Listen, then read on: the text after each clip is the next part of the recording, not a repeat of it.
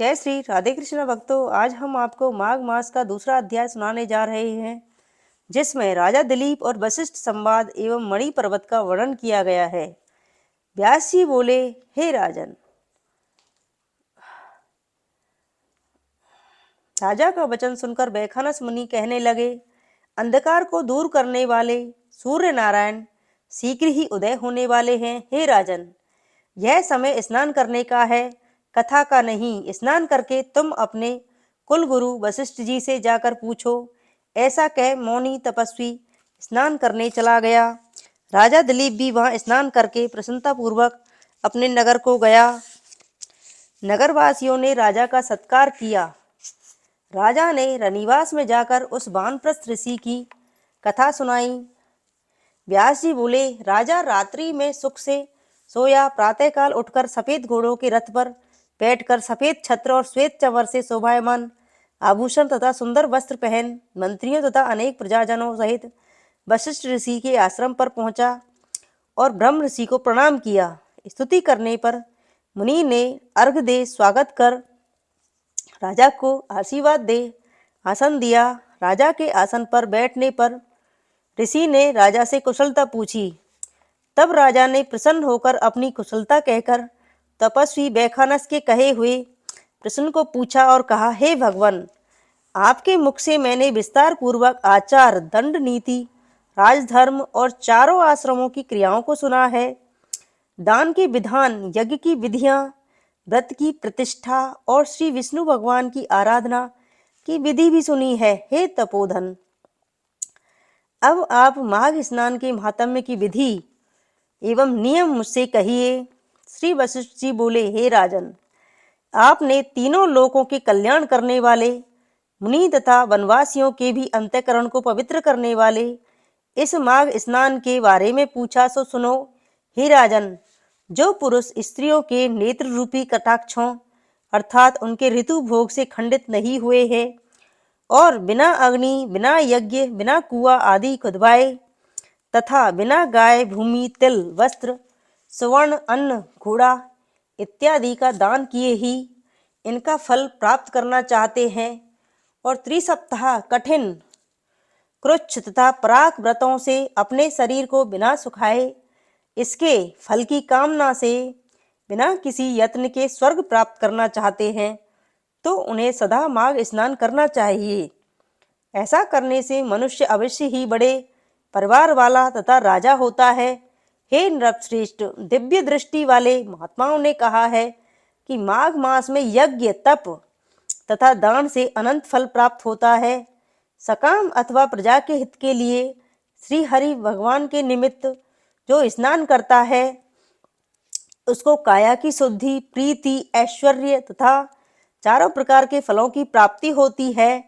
अदिति ने 12 वर्ष तक मकर संक्रांति में अन्न त्याग कर माघ मास में स्नान किया था, जिसके प्रभाव से उसके तीनों लोकों को उज्जवल करने वाले 12 पुत्र उत्पन्न हुए। माघ में स्नान करने से ही रोहिणी सौभाग्यशाली और अरुंधति दानशीला हुई और सची इंद्राणी रूप सुंदरी होकर सतखंडे ग्रह में निवास करती हैं। जो मकर संक्रांति में स्नान करते हैं और देवताओं का पूजन करते हैं, वे अतिथियों से परिपूर्ण सुंदर घर में रहते हैं। ऐसे मनुष्य धन्य हैं। माघ मास याचक को सकाम होने पर फल देने से, काम मूल और निष्काम होने से ज्ञान तथा मोक्ष का देने वाला है। जो श्रेष्ठ लोक दान करने वालों को, वन में तपस्या करने वालों को तथा अतिथि सत्कार करने वालों को प्राप्त होते हैं, वे लोग सदा माघ स्नान करने वाले लोगों को प्राप्त होते हैं। पुण्य क्षीण होने पर सकामी मनुष्य स्वर्ग से वापस आते हैं, परंतु माघ स्नान करने वाले स्वर्ग से वापस नहीं लौटते हैं। यह बात भृगु जी ने मणि पर्वत पर विद्याधरों से कही थी। राजा ने कहा कि हे ब्राह्मण, भृगु जी ने किस समय महीधर को धर्म का उपदेश दिया, सो कथा सविस्तार मुझसे कहिए। मुनि वशिष्ठ जी बोले, हे राजन, एक समय 12 वर्ष तक वर्षा न होने से सब प्रजा दुखी होकर 10 दिशाओं में इधर उधर चली गई। और विद्यालय तथा और हिमालय तथा विंध्याचल के मध्य प्रदेश के छिन्न भिन्न होने से लोग आपातग्रस्त हो गए, अर्थात राजा की प्रजा न होने से होम श्राद्ध यज्ञ वेद अध्ययन और धर्म लुप्त हो जाने से पृथ्वी मंडल फल मूल अन्न और जल से शून्य हो गया। तब विंध्याचल के नीचे सुंदर रेवा नदी के तट पर, जो वृक्षों से आच्छादित था, ऐसे आश्रम से निकलकर भृगु ऋषि अपने शिष्यों के साथ हिमाचल पर्वत पर गए। वहां पर कैलाश पर्वत के पश्चिम की तरफ ऊंचे मणिकूट सुवर्ण पर्वत के नीचे का आधा भाग स्फटिक बिल्लौर जैसे सफेद रंग का था और बीच का भाग नील शिलाओं से युक्त था, जो सुंदरता में नीलकंठ पक्षी के समान था। इस पर्वत के बीच बीच में नीली और सुनहरी जो रेखाएं थी, वे काले मेघों में चमकती हुई बिजली की भांति शोभा देती थी। पर्वत की चोटी नीली तथा नीचे का कमर का हिस्सा सुनहरा होने से यह पीतांबर धारण किए हुए भगवान श्री कृष्ण के सदृश शोभायमान प्रतीत होता था, जिसके स्वच्छ शरीर पर चमकती हुई दिव्य औषधियां रात में अनेक प्रकार के दीपकों से भरपूर दिखाई देती थीं, जो एक बड़ा महल सा दिख पड़ता था। इस पर्वत का ऊपरी भाग बांसुरी बजाती थी वह गीत गाती हुई किन्नरियों से शोभायमान था तथा केलों के पत्तों की पताकाओं से यह पर्वत सदा सुशोभित था। यह पर्वत पन्ना नीलम पुखराज तथा इसकी चोटी सफेद पत्थरों के बीच से निकलती हुई रंग बिरंगी किरणों से इंद्रधनुष के समान दिखाई देती थी। इसकी शिखाएं स्वर्ण इत्यादि सब धातुओं से तथा नाना प्रकार के चमकीले रत्नों से शोभायमान अग्नि ज्वाला के समान चारों ओर फैली हुई थी। इस पर्वत के बीचों बीच कंदराओं में आकर काम पीड़ित विद्याधारियां अपने अपने पतियों के साथ रमण करती थीं।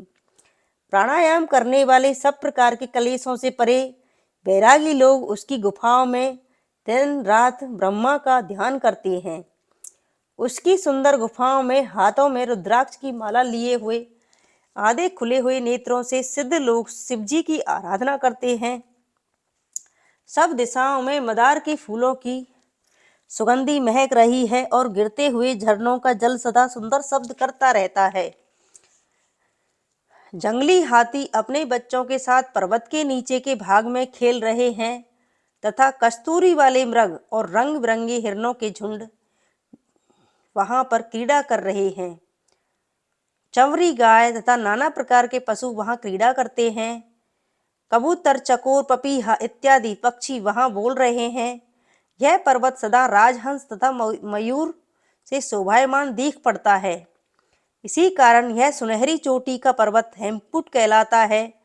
यहाँ सदा देवता गुहक और अप्सरा आदि निवास करते हैं। इस प्रकार माघ स्नान का दूसरा अध्याय समाप्त हुआ। जय श्री राधे कृष्ण भक्तों।